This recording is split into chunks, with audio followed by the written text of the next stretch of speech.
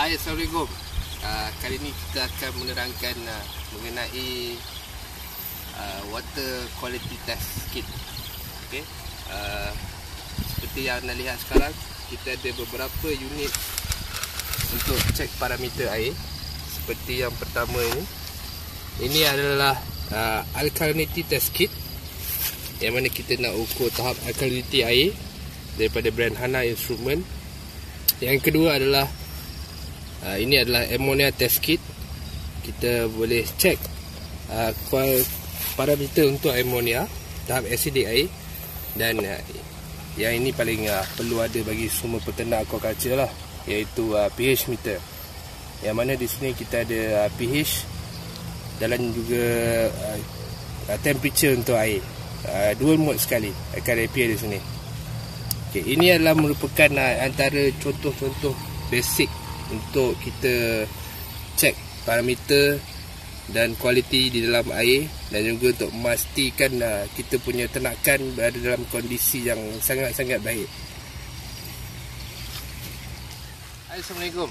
Kali ini kita akan menerangkan bagaimana kita nak memeriksa tahap kandungan pH dalam air, sama ada alkali ataupun berasid.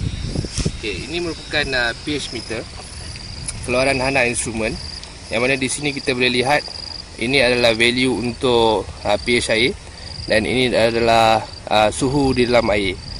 Okey, apa yang kita perlu buat, kita kena pastikan range pH lebih kurang dalam 6.5 ke 8.5 lah, dalam kadaran itu. Tapi sepatutnya kita kena cek 3 layer untuk air. Yang pertama adalah surface, yang kedua adalah di middle part, dan ketiga ialah bottom part. Cuma untuk instrumen ini hanya boleh kita boleh hanya periksa bahagian atas permukaan air sajalah. Okey, kita akan mula cek berapakah pH dan temperature air.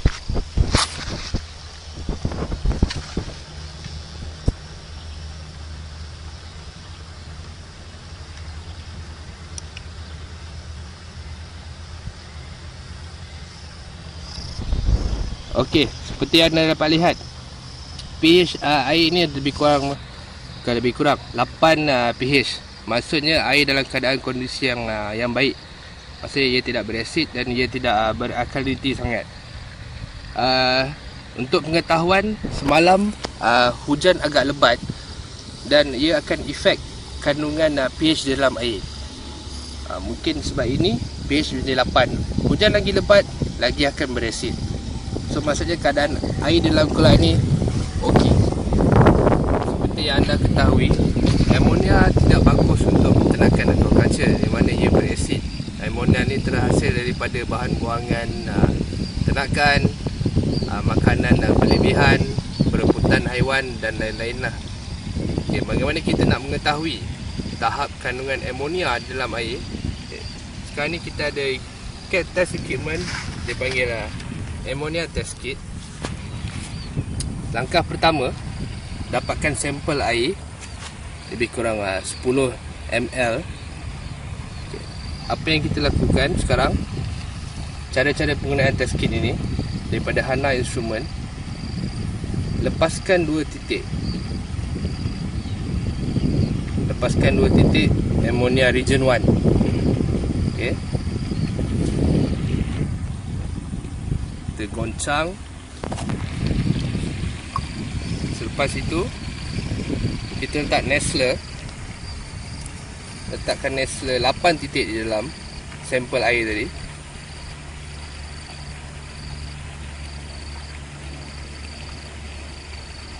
Alright. Dan kita goncangkan dia. Kita akan dapat lihat penukaran air di sini, di mana daripada warna jernih air kolam, ia akan berubah sama ada kuning pekat, kuning cair, ataupun sama dengan warna air sampel kita. Alright. Di sini ammonia test kit daripada Hana Instrument ni, ia datang dengan ammonia indicator daripada 0.5 to 2.5 dalam MGL kita boleh kira dalam unit ppm juga. Okey, letakkan sampel air yang telah kita letakkan region-region tadi.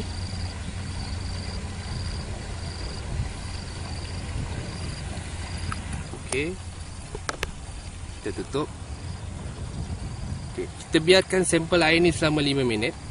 Dan kita lihat, kalau anda dapat lihat di sini, ia ada indikator yang mana warna dia akan menjadi terlampau kuning, kuning biasa dan tiada jernih. Yang mana kalau kandungan amonia terlampau tinggi, ia akan berubah kepada warna kuning.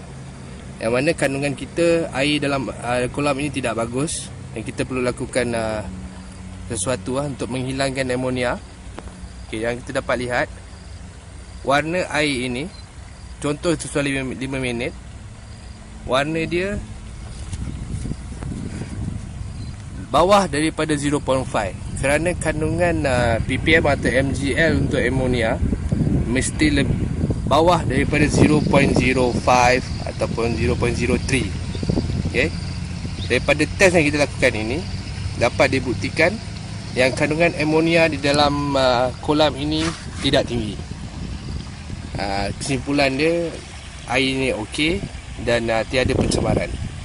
Seperti kita tahu, alkalinity ni ialah buffering capacity untuk memastikan kandungan pH stabil, yang mana bila hujan turun, ia tidak akan menjatuhkan atau dropkan pH terlampau drastik dengan kadar pH kita mahu.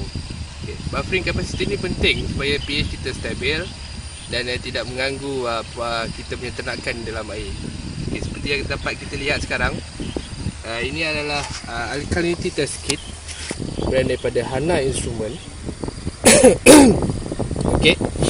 Yang pertama, kita cara-cara penggunaannya, dapatkan sampel air dalam kolam sebanyak 5 ml. Okey. Lepas itu kita letakkan bromophenol blue sebagai indikator. Okay, cara penggunaannya, letakkan setitik tester ini dalam air, ia akan bertukar color kepada biru. Okey. Goncang. Biarkan indikator ini. Dan sampel letak di sini. Kita gunakan solution ini. Ya, test kit ini amat baiklah, disediakan semua kelengkapan seperti shrink dan juga kelengkapan yang diperlukan untuk cek alkalinity kita. Okey. Sedutkan sehingga kepada 0 ml. Okey. Okey, langkah seterusnya ialah kita titis satu persatu titisan dalam air. Dan kita goncang sehingga ia bertukar warna.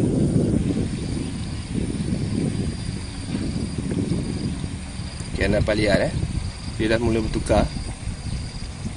Okay, warna kuning ini menunjukkan kadar alkalinity di dalam air. Okay. Maksudnya di sini kita telah titiskan hampir 0.2 ml.